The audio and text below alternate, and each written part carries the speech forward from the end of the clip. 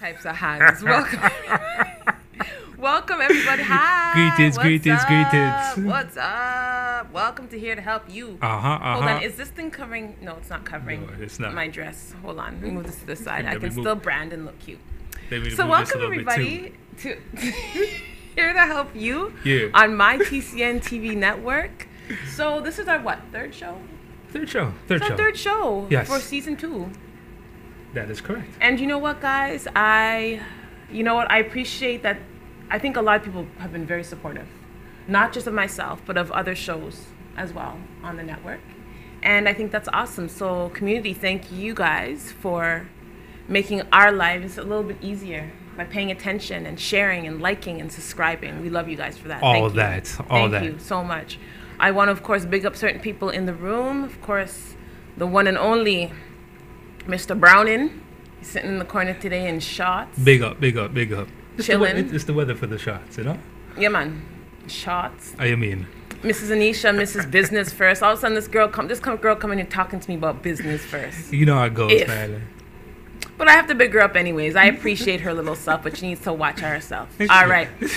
And then, of course, my co-host. Really? Shots fired already? Oh, I'm shooting. I'm always shooting. You could even wait a little It's bit? very appropriate for the show, eh? But I guess that's Stop like, it, stop it, stop terrible. it. Sorry, we didn't mean, no pun intended, okay? The one and only. Why did you shave your beard? Really? Right now? Just because. Right now. Okay. Right now. The Don, Dave Rankin, with no beard. Alongside the Donette Simone Jennifer Smith. Imagine I had a beard. That'd be kind of ironic, wouldn't it? Yeah. Today's conversation, as silly as I've started it, because this is who I am, we're talking about something very serious today. Yes. And we've reached out to certain people within the community to actually join us in our discussion today, in our dialogue. And I will say this, not everything that's said today is going to be accepted, right? But just because something is said and you don't like it, it doesn't mean it's necessarily not true. So keep your kind of emotions in check, you know, Well, I guess. Put it like this, at this point in time, especially with an opinion or comment that has been made, we welcome our community to call in and voice your own opinion. Absolutely. Right? Regardless if you agree with us, disagree with us, or simply just, something way off topic. Call in, please, 647-931-4701. I memorized the number now. For the longest time, I didn't know it, but I've had to send it out so much today, so now I know it off by heart. So I'm going to say it every single time. Big up, Grant. And Big of up, course, big if up, you're Grant. sharing for us, guys, oh yes, you can comment on Facebook. You can comment on YouTube, That's and it right. comes up. So that's awesome too. And you know what? When you're sharing it, if you're sharing this video out of someone of interest, hashtag Here to Help TCN. And that was another direct order from Miss Anisha, giving me orders and stuff. Anyhow, Right. I'm over it. Are you? Yes. Hi, Nisha. Love you. Appreciate. Now she's asking me if I want to grow. Anywho, so let's get into some serious discussions here. So today, actually, we have the pleasure of having Mr. Rankin actually take over the show. I'm just here to be like his P. Diddy. I will not accept Won't that. stop. Really? That's what's going on. Please, stop.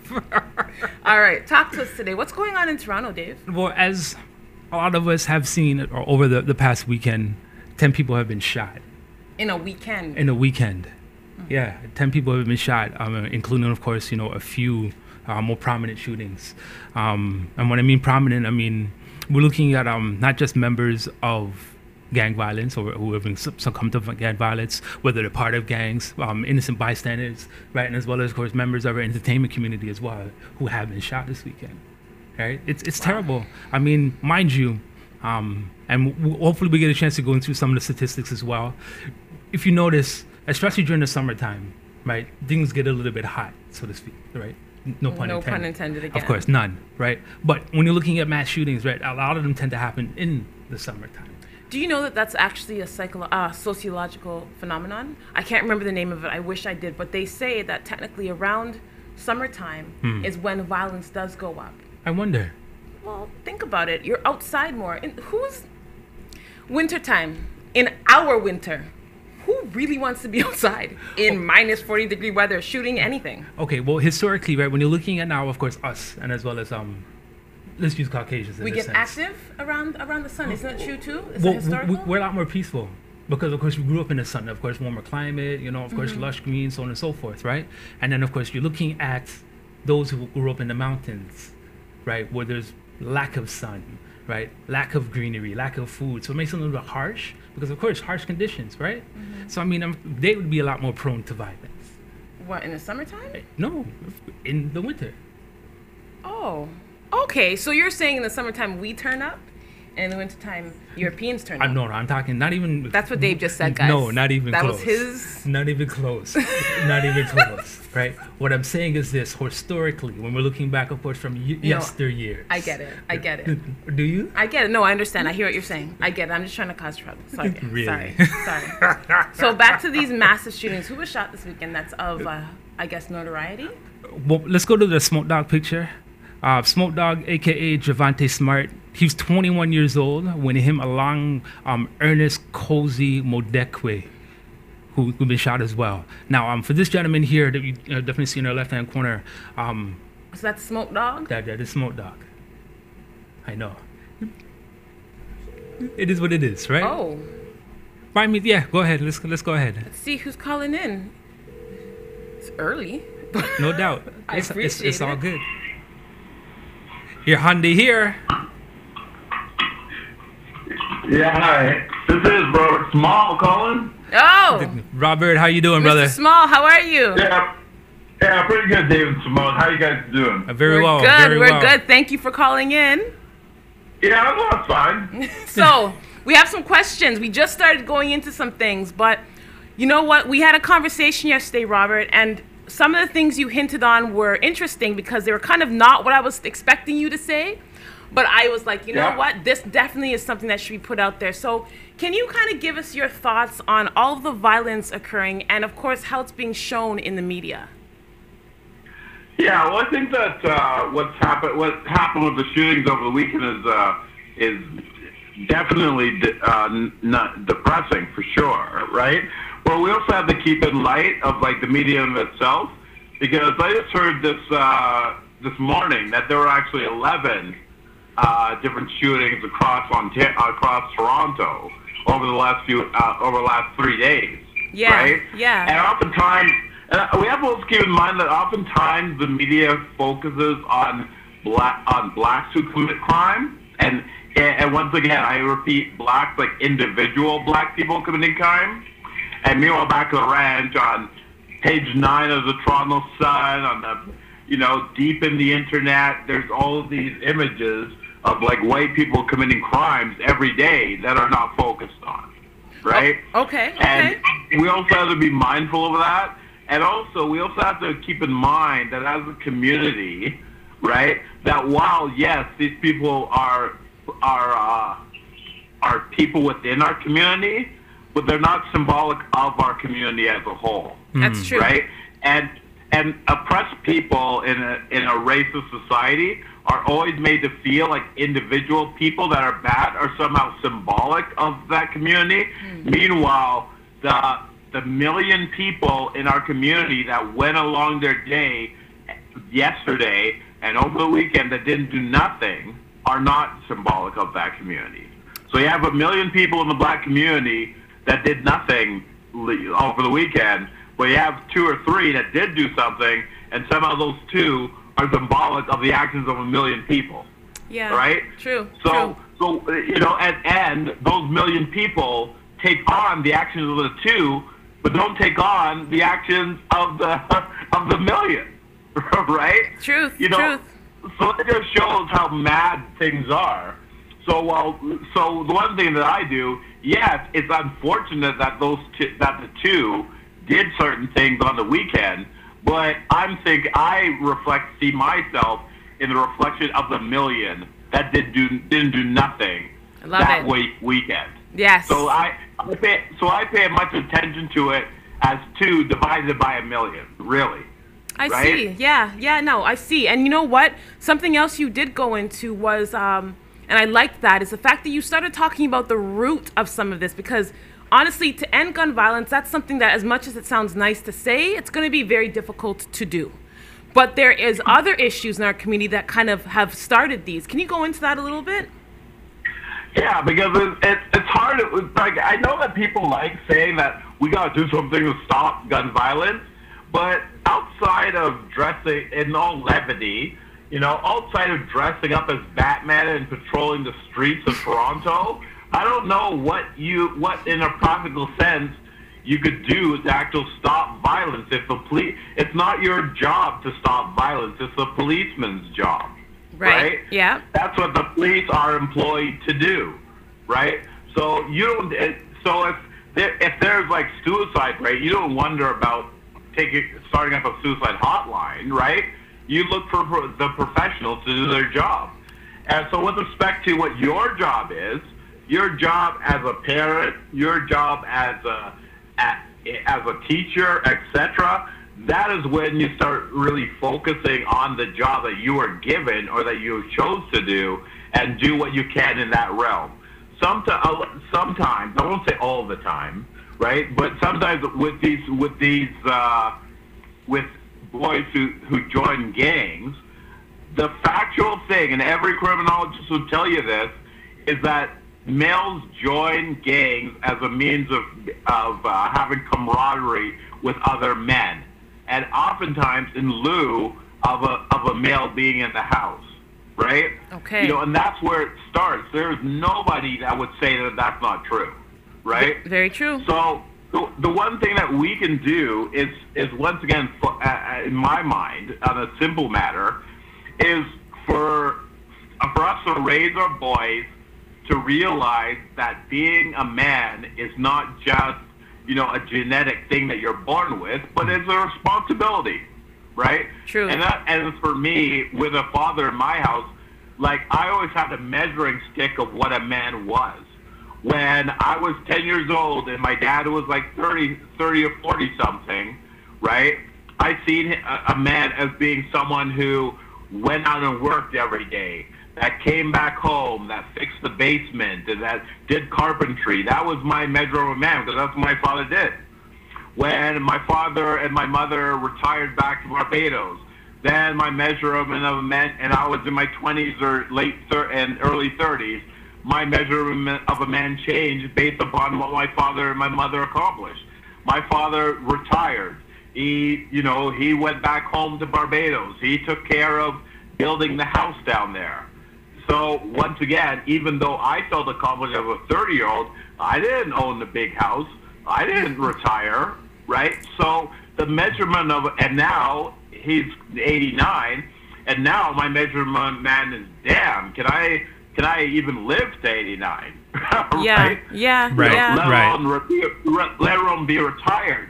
But if he wasn't around, there would be no measurement of a man at all. Yeah. So it would be just totally up to me and especially if I'm in a house where I'm being told I'm the man of the house when I'm only 12, right?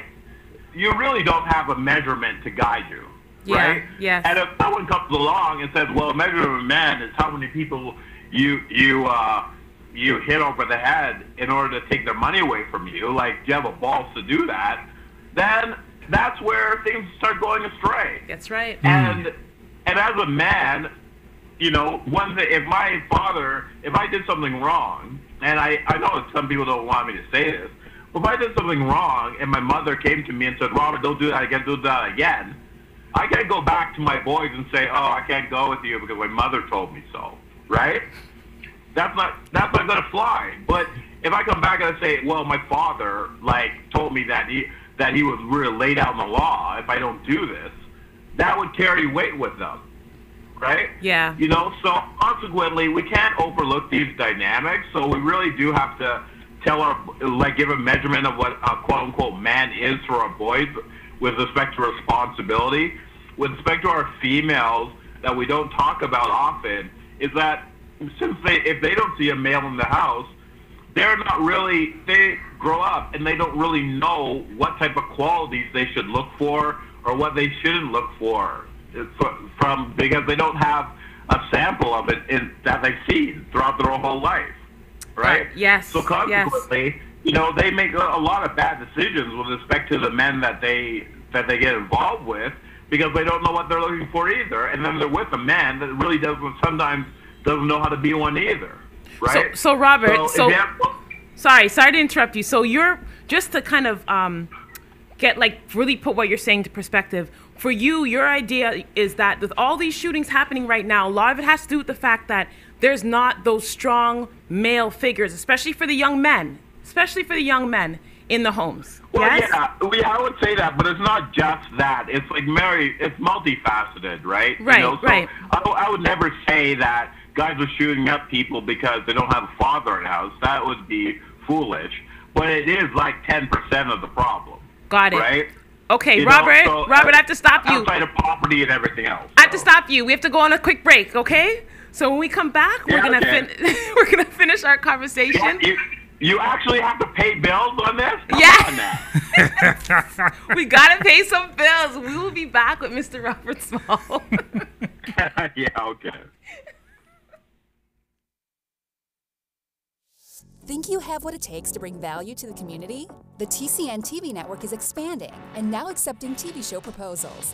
Here's an opportunity to build celebrity status and become part of an elite group of community advocates that are focused on building, strengthening, and empowering our community in a positive way. Are you interested in embarking on a new adventure? TCN TV is searching for people interested in opportunities to change the conversation and pave an unforgettable legacy. If you feel you have something of value to offer, send a written show proposal to shows@mytcntv.com.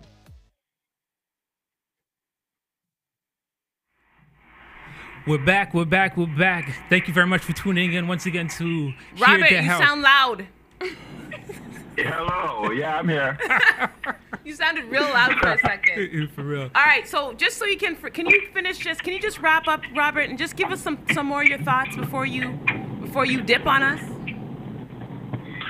Well, the one thing I would close with is just basically, to see the excellence in our community as what is symbolic of it, and not to buy into, what the media projects out there.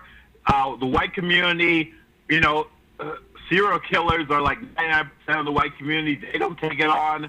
With respect to drunk driving, we're lowest on the parameter, but the highest people don't take it on as their problem to solve.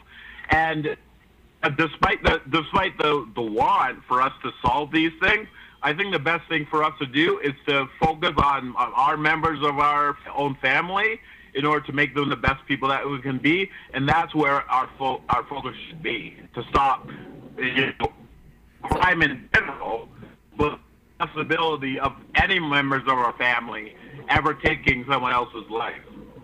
You know what? I agree. Sometimes it's obvious. Sometimes it's obvious, right? That you have someone in your own family that is a little bit kilter, even in my own. Right? So you know what, Robert? Honestly, you're right. Thank you for closing that because it's so true. I think people do need to start taking more responsibility because I know mothers right now in the community who their sons will do something wrong, like commit a murder, and they'll put their son on the plane the next morning and send them back home to Africa because they don't want their children to get caught.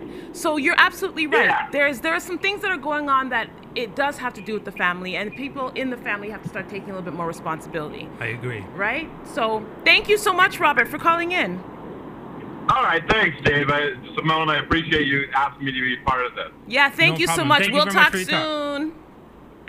Yeah, okay, thanks. See you guys later. Bye. right. All right, Mr. Robert Small. Yes, you made some valid points. I mean, especially now the family aspect.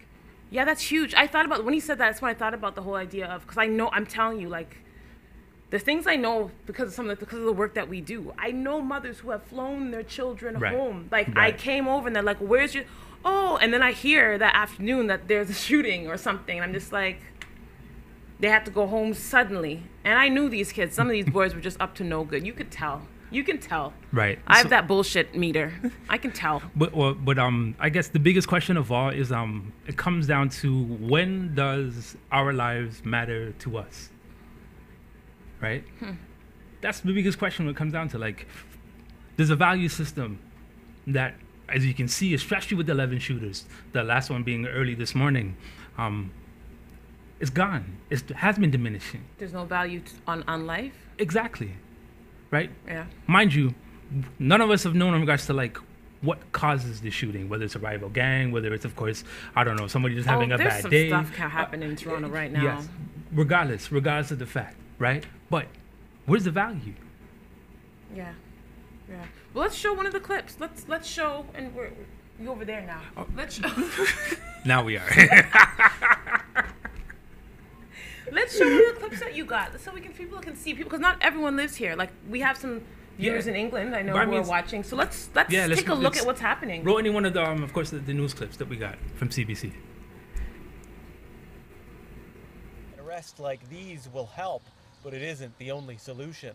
There's no magic pill to community safety. Toronto Police, we play one strong element, that's the enforcement piece. But I really do think if we're going to get this right, and I've said this before, there has to be more holistic solutions. In the Weston area, people working in the neighborhood agree.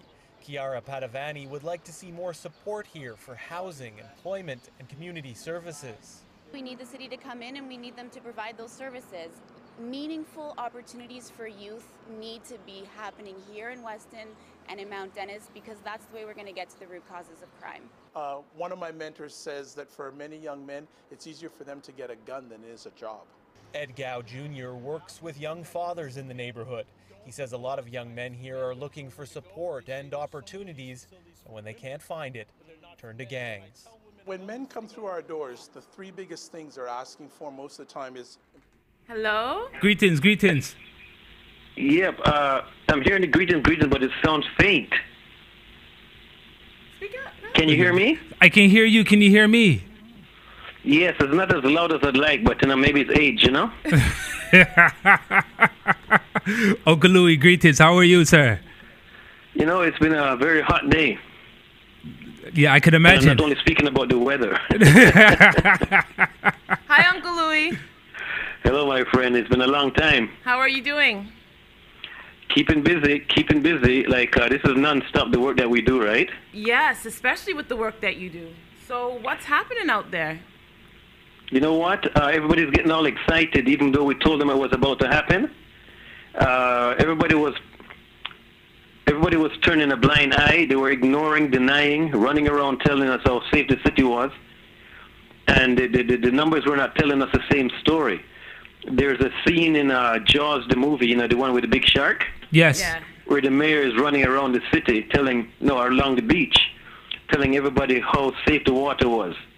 While the big jumbo shark was out there just waiting for its next meal. The experts were telling him that it's not safe to get the people out of the water. Right. And the mayor kept saying, no, it's safe. It reminds me of what's going on in Toronto right now. We have a mayor running around telling everybody how safe the city is. And I can understand why he's saying that. But the facts were not telling him the same story. And he was either denying the crisis that was taking place, ignoring it, or hoping and wishing it away. And that's not what's taking place. And in addition to that, he's playing the same old cards that he would have played 10, 20 years ago. Things have changed dramatically in the city of Toronto when it comes to gun violence, and they're not listening. And now they're all surprised. What about his knee-jerk reaction to saying that he wants at least 200 more police officers on the street, on the beat? My friend, that is a very simplistic, reactive response that you would expect from somebody that has not really given it much thought. The gun violence situation is not a policing problem only, right? There's so many other factors that come into play that he has to acknowledge. If he doesn't acknowledge them, he will not be able to resolve this problem. If you think it's a policing problem, then this thing is going to continue, and we're going to need a new mayor. Wow, Uncle Louis, you're not even holding back a little bit, are you? It's been a very hot day, my friend. Now, it's been very hot. It's really painful. Yeah. Because the characteristics of the violence has changed dramatically. The demand for violence, the demand for guns has changed. The supply of guns has changed. And they're still using the same policing strategies that they used 50, years ago, right? Wow. It doesn't work. And the things that have changed significantly is the access to the guns. I think we might have spoken about it, where there used to be 1 and 2 guns in a community that was borrowed, rented, shared, whatever, right? Right now, a lot of people have their own guns themselves, right? It's the caliber of the guns, the semi-automatic. It's not the small handguns anymore, right? Right. The age of the people handling the guns, teenagers, right, that are motivated for different reasons, using the guns because they're so easily accessible. And then also it's the brazen nature. There used to be codes about turf war. There used to be about innocence, about broad daylight. These type of things used to govern and regulate gun violence previously. Those things have been thrown out the window. So you see the brazen nature of the shooting. And it's not because we just had 4 situations just recently. It's been happening for the last 2 years, and the signs were on the wall. And in addition to that, we've seen the influence of social media. Yes. And how that is fueling, inciting, and exciting the violence. So all these things have changed. In 2005, when we had 52 homicides due to gun violence, we didn't have to worry about these factors. It was a different time and a different place and a different situation, right? In 2018, we've seen these fundamental, dramatic changes taking place, and we have not seen a response by either level of government, whether it's municipal, provincial, or federal, right? And that's why we've said you need to get on top of this. You need to get ahead of it. And they've said, no, it's a safe city. It's a safe city, one of the safest in the world. Of course it's a safe city if you live in Rosedale. But you live in Rexdale and you tell me it's safe, you'll be out of your mind. You live in Regent Park and you tell me it's safe, you're out of your mind. But if you're living in Hyde Park, of course you can say it's safe. Yeah. So he's the mayor of a divided city, and he doesn't want to acknowledge that, especially with the municipal election coming up. What about now, taking on the fact that there's been a so-called collective meeting between the mayor, of the premier, right, and as well as, of course, all other heads of staff. Do you think this kind of plays into now Doug Ford's support of Tavis? Exactly. Look, it's not difficult to see what he's doing. He's going to meet with all the people that he employs or who employs him, right, to discuss this. If they had a solution, that solution would have been on the table before.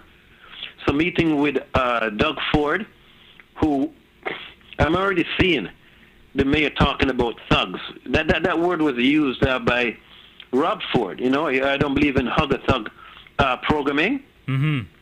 So we're already seeing that narrative being expressed by the mayor. So the two of them are going to be cohorts. They're looking for somebody to blame, and they're going to be blaming our chief, Mark Saunders. You know, we've given him all the resources to do the job. He was not able to do the job. So it's going to give them an excuse to bring in the person that they want, right, that will bring in or be more supportive of carding, profiling, and that type of policing strategy along with Tavis. It's clear as clear can be what's going on.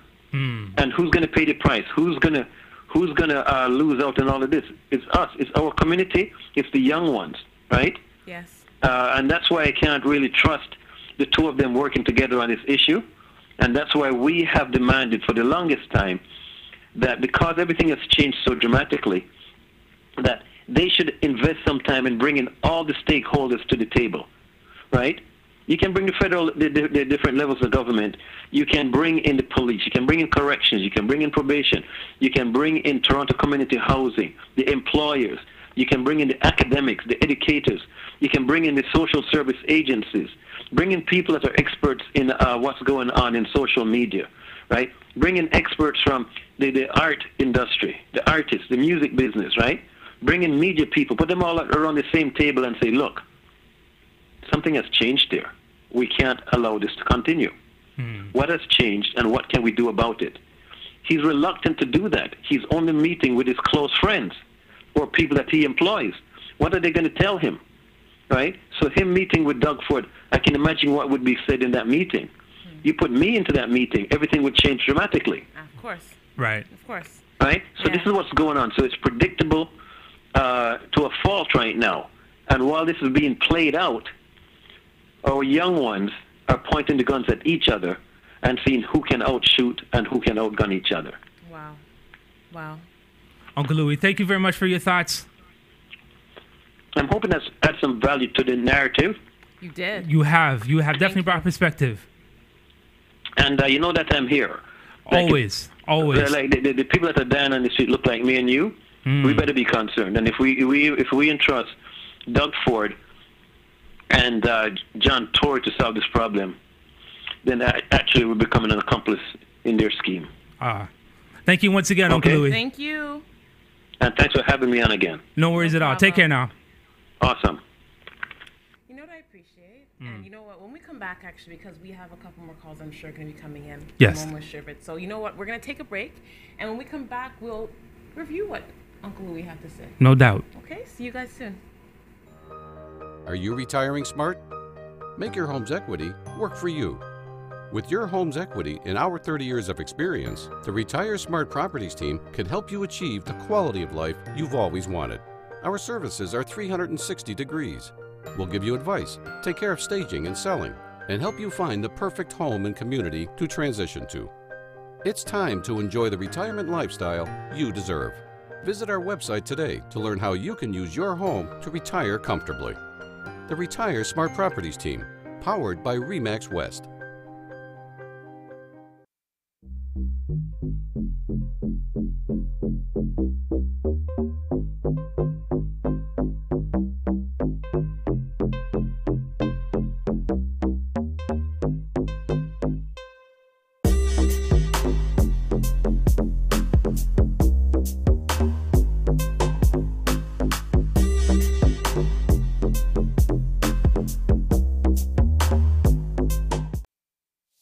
Think you have what it takes to bring value to the community? The TCN TV network is expanding and now accepting TV show proposals.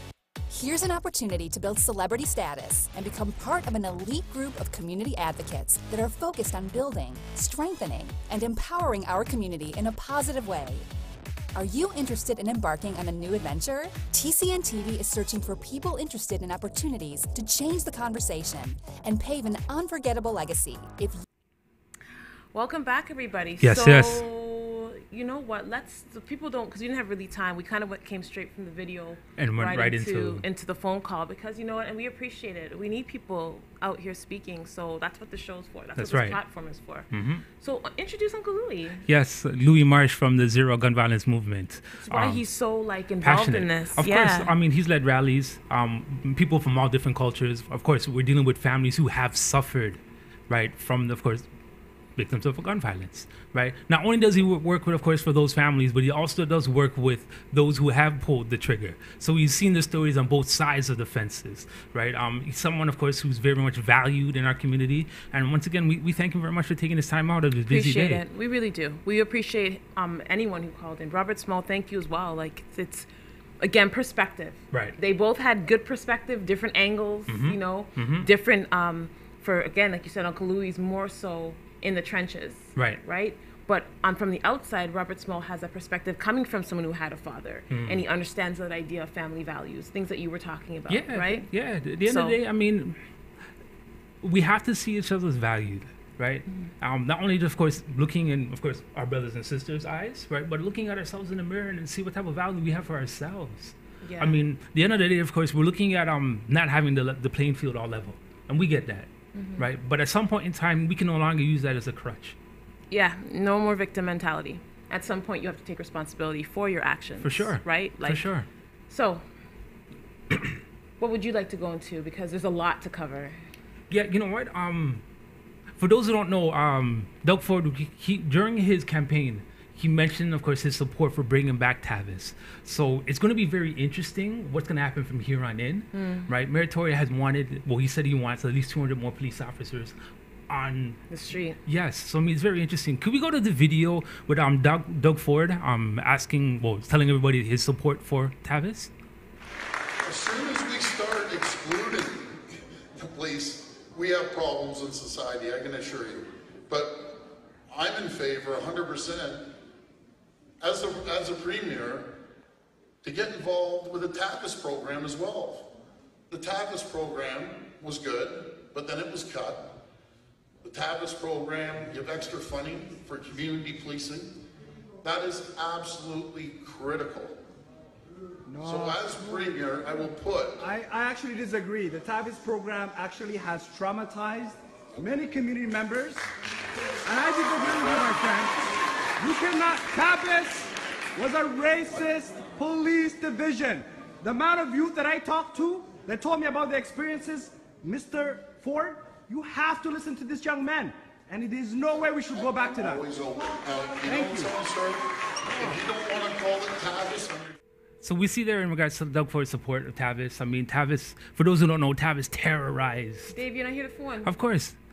You have to answer. Hello. Hello. What? Who is this? Who is this? This is Brittany, the social justice warrior. What's going on, Brittany? Big up yourself. Yes, you know I have to call in. I got to give my input. I know. No matter where I am, I'm always going to be there to give my input. So, girl, you know what? Dave was just finishing. We were just actually listening to a video just before you called in about Doug Ford's, I guess, how he wants to bring TAVIS back, which is a support. It's basically more police on the road. That's it. Yes. Yeah. So we just finished that video when you came in. But you know what? The reason I'm glad you did call is because you are going to be able to give us some perspective. Dave's looking at me side-eye. Dave, you have something else to say? Oh, yeah. Yo, Dave, you got something to say right now? Oh, the two of you guys want to do this. Oh, yeah, we're going to do this right here, right now. What is Dave? You have something to say? You have something to say to Miss Brittany? Greetings. Okay, good. So, Britt Rat, questions for you. You know what? We've gotten some perspective today. We've gotten some perspective from Mr. Robert Small. We've also just finished talking to Uncle Louie, Zero Gun Violence Movement. And you know what? The reason why I'm glad you called is because you're going to be able to give us some perspective on, okay, once the TVs are shut off, once everyone has put down their phone and gone to bed, once the story has kind of not been headline news anymore, yes, there are still people who are suffering because of this. So we're not even looking at the shooters now. We're looking at the actual people who are suffering. Give me some of your perspective on that, because I know you have some. Yes, I have a lot of perspective, and I have personal perspective as well, is because, you know, I recently was able to speak to a lady who was personally affected, and her children were personally affected by some of the increase in shootings in Toronto. And, you know, it's affected her family, it's affected her children. And, you know, it's sad to hear about that. And, you know, and I was able to relate with her because I find that the common denominator is what happens when, like you said, what happens when everything dies down, when the police are out of the neighborhood, when the TV stop and the camera stop rolling? What happens to the fear? What happens to the trauma? Nobody really likes to talk about that trauma that people face, that people suffer because of these incidences of violence. And, you know, this is the number one question that's on the minds of many people who live in the community who have to suffer through some type of violence, whether it be gun violence or gang violence, is how do we deal with the trauma? How do we become one again? And this is something that the media is not reporting. And that's where we need to focus on. How can a community come together again to not only stop violence, but to affect or to create change? That's number two. And to help people who have personally gone through these incidences, how do we help them deal with the trauma? Because the trauma will always be there. And in the incidents of, you know, this young lady and her children who are personally affected, you know, they are, they're young, you know? So how do we tell these young children that, you know, what happened to them is not their fault? They're going to remember this for the rest of their lives. So this is something that we need to really focus on as a community, is the after effects. Everything that happens after everything is said and done. Yes. And that's basically what's on people's minds right now. I'm sorry if it's a bit, you know, noisy to hear for your listeners and for you and Dave, but I'm going to try to be as clear and concise as I possibly can. You're doing an excellent job. You're doing an excellent job. You see what I did there? Go on with his speaky spokey. I know. Go on, my lawyer to be. So, Britt, you know what? If you were going to Okay, so when it comes to trauma and healing, because again, I know this does affect you personally in ways. What would you say is one step that we can take as a community? Because again, with the violence happening, for some reason, I don't see it stopping anytime soon. No. And that's the reality of it.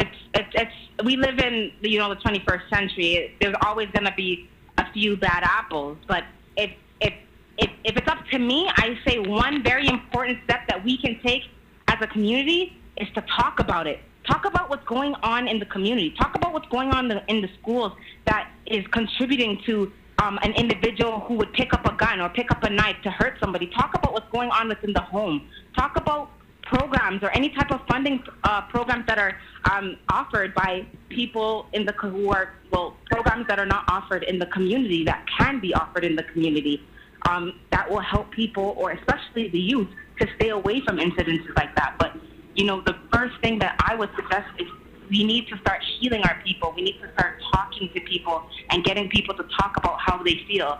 Because sometimes when people do things like this and will unleash certain violent acts towards other people, it's because they're maybe hurting inside. They're dealing with something that only picking up a gun is the only way to deal with that trauma or to deal with that pain. So we need to start talking and coming together as a community and finding out what the deeper issue is. What's the problem? Why can't we talk about it using our words? Why do we have to pick up a gun? Okay, so, and for the future generation, create programs that are funded by the government to keep them out of trouble. Really, And Brittany? Really? Absolutely. Really? Absolutely. Funded by the government? Okay. Sometimes, okay, I feel you. You know what I'm saying? Sometimes in order for us as a people, if we don't want to rely on the government, we got to create them ourselves. Yeah. AKA here to help. But, you know what I'm saying? I'm just... I love the plug. I love the plug. You get that, right? No, I feel you. But if we are as outraged as we claim to be, and if we want solutions as we claim to want them, we have to create the solution. We have to go out there into the community and create the change that we want to see. And it all starts with one person coming forward and doing what they need to do. You know what I mean? So this is a very important step that I suggest, or that I think would definitely work into trying to aid or curb some of the unnecessary violent acts that's been happening in Toronto as of recently. Brittany, honestly, thank you for that. Thank you for the call. Dave's still sitting here looking angry. So say bye to him. Angry, listen, Stop being nice. All right. Brittany, thank you so much, love. We'll talk soon. Problem. Thank you for calling in. Peace. All right. Thank you to all the Here to Help listeners. Thank you. All right. Take care. Bye. Bye. So when we get back, we will conclude this great, I guess, segment on violence in Toronto. We'll be back. We'll be back. Are you retiring smart? Make your home's equity work for you. With your home's equity in our 30 years of experience, the Retire Smart Properties team can help you achieve the quality of life you've always wanted. Our services are 360 degrees. We'll give you advice, take care of staging and selling, and help you find the perfect home and community to transition to. It's time to enjoy the retirement lifestyle you deserve. Visit our website today to learn how you can use your home to retire comfortably. The Retire Smart Properties team, powered by RE/MAX West.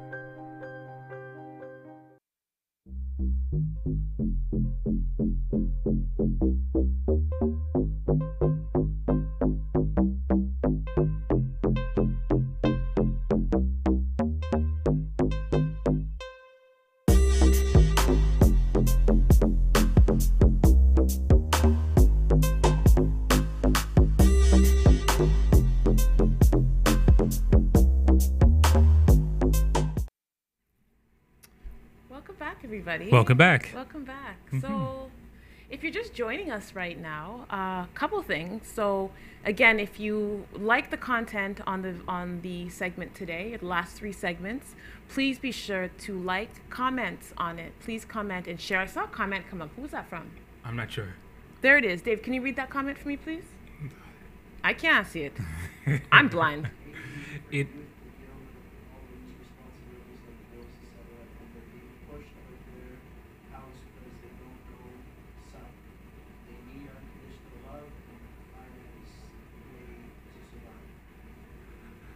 Okay. First of all, thank you very much for the person who went ahead and Who's left the this comment from? us. I can't. Leon Lovey. Thank you very much for Leon, leaving your thank comment. you. Thank you for the comment. You're right. He does have a point there. It isn't easy, of course, for the youth to go out there, of course, and deal with life, that everyday life, and maybe that's one of the things that needs to be pushed in school as well. So like how to go out and finance a budget, right? How did life skills, like what happened to life Right. skill training? Isn't Right. that important too? Like, okay, like for example, Just Think first. Right. Things like that going to school, like those type of programs being implemented in the school. Right, young potential fathers, Ujima Young House. potential fathers, right? Ujima House. These are all things that can be implemented, in your daily, if not weekly schedule, monthly schedule, something, right? Finding more people to talk to. A lot of these youths out there, you can't tell them nothing. You can't say nothing to them because of course they know it all. Right? Well, we all knew it all when we were teenagers. But right? We all knew. Okay, we thought we knew it all. but here's the thing, though, right? Yes, as teenagers, that is true. We also did. Here's for guidance. Give thanks, my youth. What happened? He said that also. I think they need to tune into H2H here to help for guidance. I'm loving the plugs today. That is, yes, I agree with you. We give thanks for that as well. Thank you. Right? Just to backtrack, the programs that are out there need to be highlighted a little bit more, Yes. right? So that, of course, our families, our communities don't feel alone. Yeah. Right? Especially when dealing now, let's say now with a youth now who the parents can't get through to. Yeah. Right?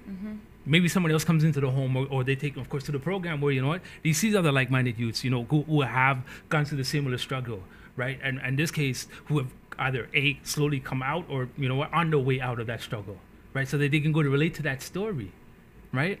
I don't know. I mean, you're right. There's so many things, of course, all our guests have said, from family, from, of course, social conditions, right? To victims, what the trauma. The trauma, of course, with the victims. The trauma that people feel afterwards and what's done when the cameras are shut off. Right. Like, it's interesting. You know what? Do we have a few things that we can share with them before we close off today? Because I think people need to see some of the things that Uncle Louis was talking about as well. Can we go to the second video, which shows about the year of the gun? Because this is going to be very important. Yes. And then maybe we get a couple numbers afterwards. Yeah.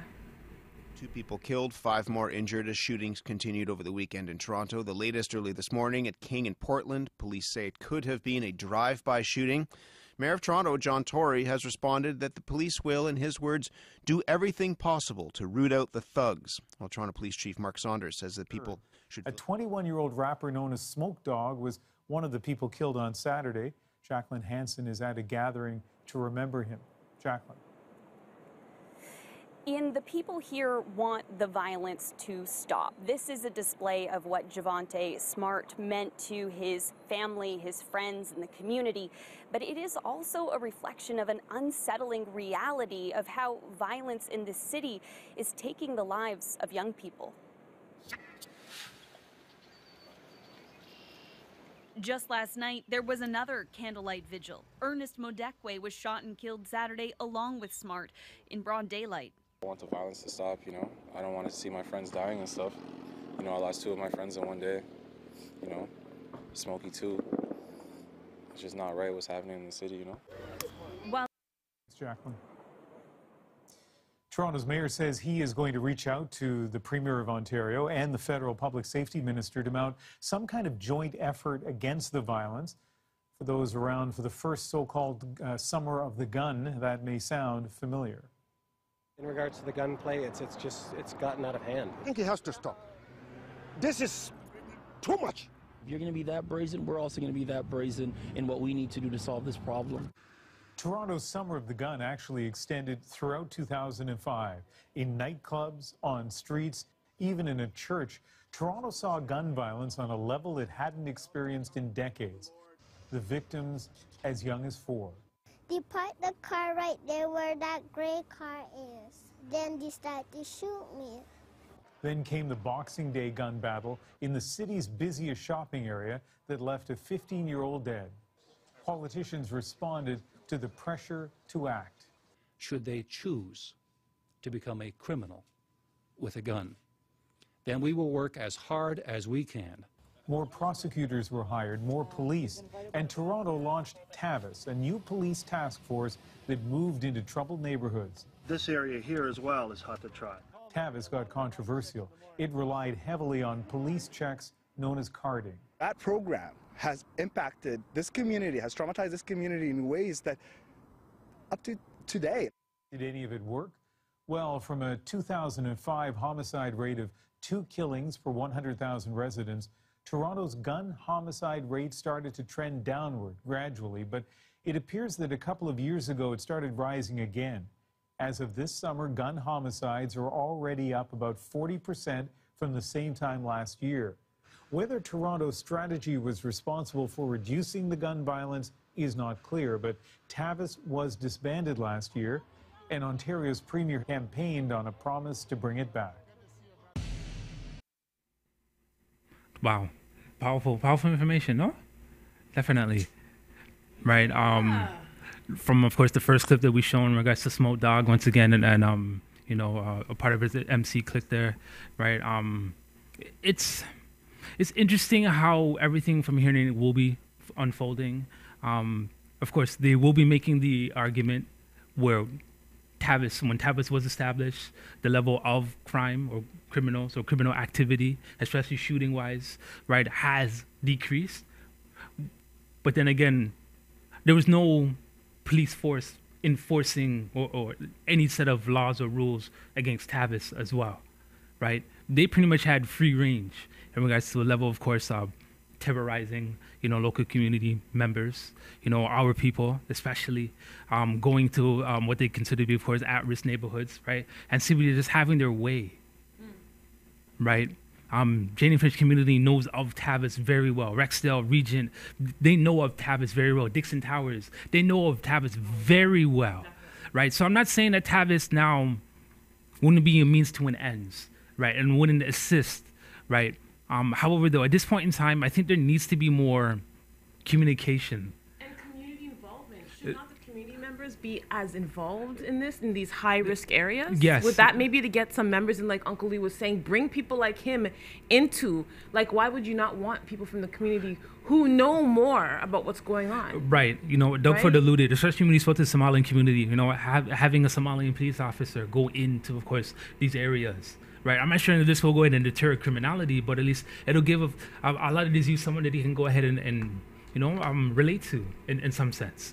Right? Whether that works or not, it could work, right? It could be a step in the right direction. It could be a step in the wrong direction. Because, you know, we see one of our own who's now, of course, joined the force, and with first 2 words that come out of our mouth is sellout. Yeah. Right? There's no winning, really, is there? It really, right, when it comes down to it, right? So, I mean, it's going to be interesting. By means, of course, this is going to be a continued conversation, not just from us, but, of course, from members right across our city. And, you know, and we hope that, you know, we love our city, and we just hope, you know, everything turns around. Yeah, we do. And I always say this, for a lot of us may not think this is important, but it's never important until it's knocking on your front door. Of course. Never. Until someone that you know, or someone that you've actually, someone that's in your life that had to deal with gun violence, to really see what that is like. You don't know what that's like. So a lot of us can just be like, right, if we live in areas like Rosedale and Hyde Park. I lived in Hyde Park, so I should... When last you visit Rosedale? I should stop talking smack. I really should. Anyhow, guys, thank you so much for tuning in today. Today was a serious day. I love the community engagement. We encourage that again. Like, comment, share this show out. Have a wonderful, hot Tuesday afternoon. And be safe out there, people. Peace and love, family. Bye.